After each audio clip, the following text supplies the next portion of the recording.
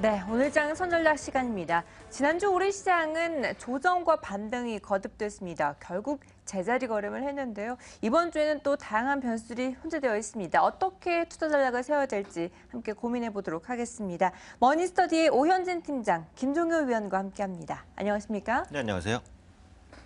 네, 여러 대외적인 악재들을 안고 코스피가 지난주에 반등을 하긴 했습니다만 추가적인 반등에는 그치지 못했습니다. 네네. 상대적으로 그나마 코스닥이 견고한 움직임을 보여줬는데요.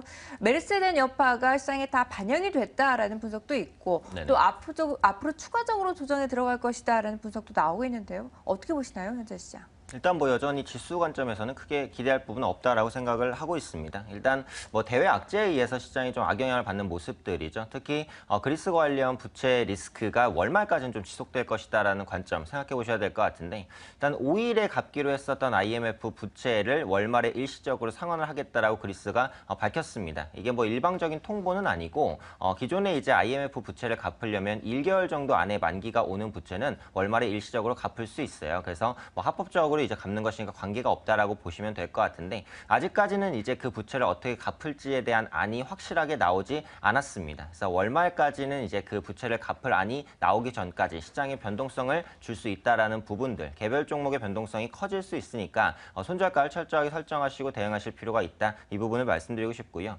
역시 체크해볼 부분은 이제 글로벌 국제금리의 상승이다라고 보시면 될 것 같습니다. 최근에 글로벌 국제금리가 다시 한번 좀 상승하는 모습이 나타나고 있는데, 저는 국채금리 상승 자체에 대해서는 크게 우려할 필요는 없다라고 생각을 합니다. 그래서 ECB에서 이제 인플레이션 전망치를 상향 조정하기도 했고요. 미국의 경기 회복 기조가 지속되고 있는 모습들, 일반적으로 경기 회복기에는 국채금리가 함께 반등하는 모습들이 나타나기 때문에 국채금리 상승을 자연스럽게 받아들여도 관계없지 않을까. 다만 단기간에 급등한다면 이 자체로는 시장에 불확실성을 주는 요인이 될 수 있기 때문에 이 부분에 대해서만 확인을 하시면 되지 않을까 판단하고 있고요.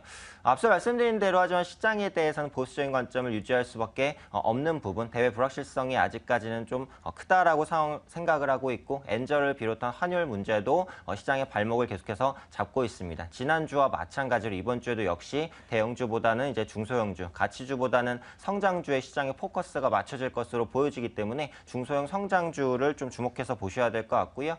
메르스에 대한 여파가 지속되면서 시장의 메르스 테마주라든지 이제 관련된 섹터군으로만 수급이 쏠리는 모습들이 아마 이번 주에도 나타날 수 있을 것 같기 때문에 중소형 성장주 중심의 대응을 해보자, 이렇게 말씀드리도록 하겠습니다. 네, 그리스에 대한 불확실성, 채권금리 상승 등 여전히 변수들은 남아있는 상황입니다. 그로 인해서 성장성이 주목되는 종목군들 중심으로 이번 주에도 강세가 시현될 것으로 판단하고 계시는데요. 위원님은 이번 주 시장 어떻게 평가하시나요? 일단 대형주 중심으로는 동시 만기가 있는데요. 이 동시 만기가 최근에 굉장히 장기간 동안, 제가 아마 최근에 시장을 본 이후로 거의 최장기간 동안 백어데이션이 지속되고 있는 양상이거든요. 그러니까 이 구간 안에서 매물이 굉장히 좀 많이 쌓여있기 때문에 대형주 중심으로 반등은 어렵다라는 것이 일단 기본적인 시각입니다. 그래서 지수 기준으로는 저도 말씀해 주셨던 것처럼 큰 반등은 어렵다라고 보고 있고요. FOMC와 함께 엔화 부담감이 여전히 남아있다라고 봐야 되겠죠. 여기 환율이 과연 얼마만큼 효율적으로 움직여서 엔화가 약세를 보이고 있는 부분만큼 커버해 주느냐. 그러니까 엔화는 지금 13년 만에 최저치거든요. 125엔대까지 돌파하면서 최저치를 보여주고 있는데, 우리 환율이 그러면 빠른 속도로 움직이면서 이 엔화 약세 부분을 커버해 줄 수 있느냐. 만약에 커버해 주지 못한다면 엔화 약세에 민감한 종목군들은 여전히 좀 부담이 있을 수밖에 없다라고 봐야 될 것 같고요. 그다음에 저는 조금 이제 앞서 말씀해 주신 전문가와 시각이 다른 것은, 중소형주들 같은 경우에도 만약에 지수의 전반적인 부진이 이어진다면 오히려 최근에 급등했던 종목군들 중심으로 오히려 중소형주까지도 변동성이 확대될 가능성이 있다라고 보고 있거든요. 그래서 저는 중소형주에 대해서는 기본적으로 일단 조금 줄이시는 게 맞지 않나. 물론 모든 중소형주가 다 빠지는 것은 아니겠습니다만, 기본적으로 많이 올랐던 중소형주에 대해서는 약간 좀 경계의 시각이 필요하지 않나라고 보고 있습니다. 네, 이 만기일에 또 쌓여있는 물량을 소화해내기 위해서 이번 주 그런 구간이 될 것으로 파악을 하고 있고, 또 그동안 많이 올라왔던 종목들 중심으로 비중을 좀 축소하면서 발빠르게 전략을 세워보자라고 의견까지 내주셨습니다. 자, 그로 인해서 대형주도 움직임이 지난주에 상당히 좋지 않았죠. 그나마 주 후반으로 가면서 반등을 했는데 그 안에서도 반등하지 못한 종목들이 있었습니다. 더 많이 미끄러지면서 포스코 같은 경우에는 50주 신저가를 기록하면서 30만 원 선까지 이탈했습니다. 네네. 포스코뿐만 아니라 전반적으로 철강주들 흐름이 상당히 좋지 않은데요. 추가적으로 더 떨어질까요? 어떻게 보십니까? 일단 추세적으로는 하락 추세를 타고 있기 때문에 추가 하락 가능성이 충분히 있다고 이렇게 보시고 대응하시는 게 맞을 것 같아요. 우선 포스코 이슈부터 한번 짚고 넘어가면 포스코 검찰 수사 소식에 투자 심리가 상당히 악화되는 모습이 나타났습니다. 그래서 포스코 건설을 비롯한 비자금 사건이 해외 현장을 시작해서 이제 뭐 전 현직 의원들이 연관이 돼 있다라는 관점에 하락하는 모습들이 나타났고요. 또 포스코의 1분기 영업이익도 별로 좋지 않았다라는 시장의 전망이 있었죠. 근데 제가 볼 때는 이번에 1분기 실적이 그렇게 크게 나쁘지는 않았고 선방을 했다라고 보는데 주가가 하락하다 보니까 실적이 안 좋았다라는 이슈가 다시 한번 부각되는 게 아니냐 이렇게 판단하고 있고요. 하지만 그럼에도 불구하고 현재 글로벌 철강 업황이 별로 좋지 않은 그것만은 뭐 분명한 사실이다라고 보시면 될 것 같습니다. 중국발 공급 과잉이 아직까지는 이제 문제로 작용하고 있고요. 철강의 전방 산업이라고 할 수 있는 부분, 건설이라든지 자동차, 조선 부분이 그렇게 뭐 호황을 달리고 있거나 이런 상황은 아니기 때문에 철강에 대한 수요가 지속적으로 부족한 모습이 나타나고 있다. 다만 앞으로는 중국 정부가 이제 중국 내에서의 철강 과잉 공급을 통제하려는 노력들을 지속적으로 보여줄 수 있을 것 같고 하반기에는 글로벌 경기가 그래도 상반기보단 나을 것으로 보여지기 때문에 철강에 대한 수요도 조금씩은 살아날 수 있지 않을까 판단하고 있고요. 그래서 관련해서 지금 대형 철강주 현대제철이나 포스코도 계속해서 이제 하락하기보다는 조만간은 좀 저점을 잡고 반등하는 모습들이 나타나지 않을까 생각하고 있습니다. 현재 대형 철강주의 평균 PBR이 0.5배 수준으로 거의 역사적 저점까지 떨어져 있는 상황이고요. 향후 중국의 금리 인하라든지 추가적인 부양 정책, 특히 뭐 1대1로라든지 이런 실크로드 정책들이 진행이 된다면 철강 수요 회복에 대한 기대감이 좀 반영되지 않을까 싶고요.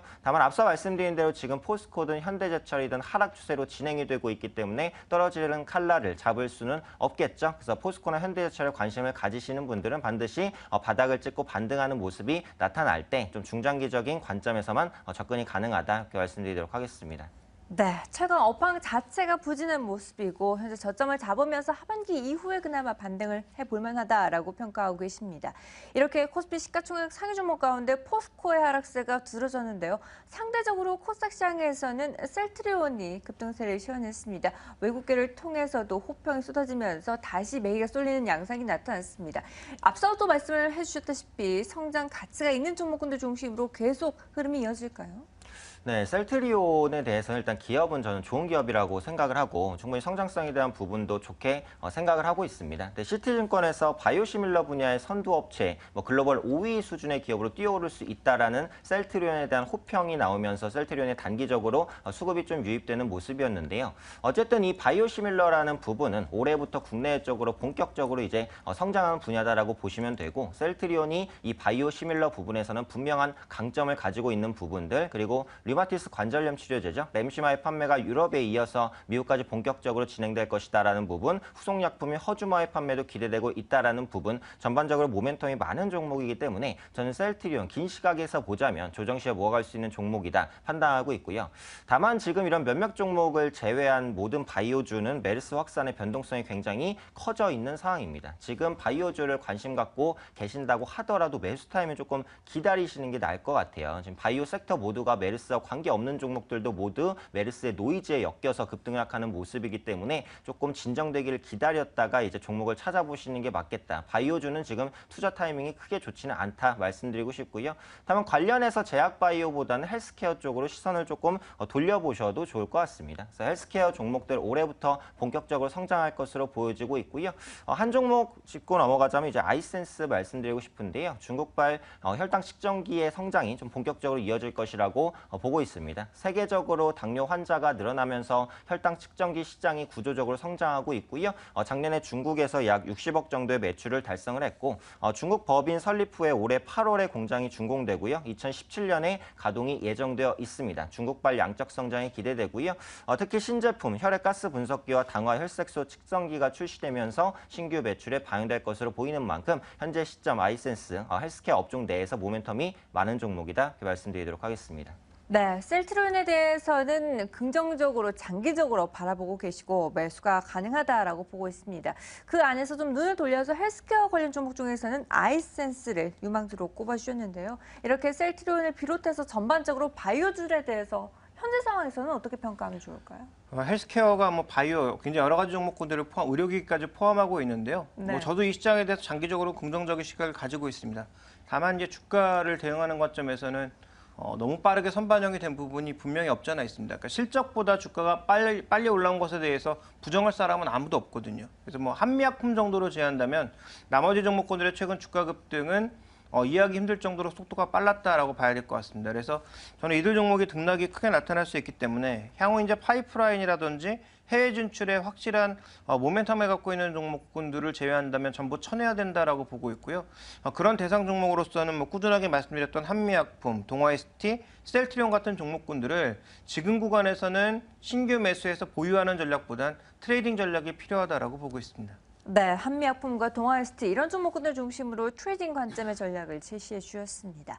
자, 이렇게 해서 종목군들별로 이슈가 있는 것들을 확인을 해봤습니다. 이번 주에 진짜 대내외적인 변수들이 상당히 많습니다. 중국 A주의 또 MSCI 편입에 대한 부담감도 갖고 있고 금통위와 만기일까지 겹치면서 메르스 여파까지 계속 이어지고 있는데요. 현재 같은 시장 상황에서 어떤 종목군들 중심으로 좀 추려서 전략을 세워보면 좋을까요? 네, 그래서 말씀해 주신 대로 이번 주 시장은 대외적인 이슈보다는 대내적인 이슈에 영향을 좀 많이 받을 것 같아요. 그래서 네. 특히 금통위를 좀 주목을 해보셔야 될 것 같습니다.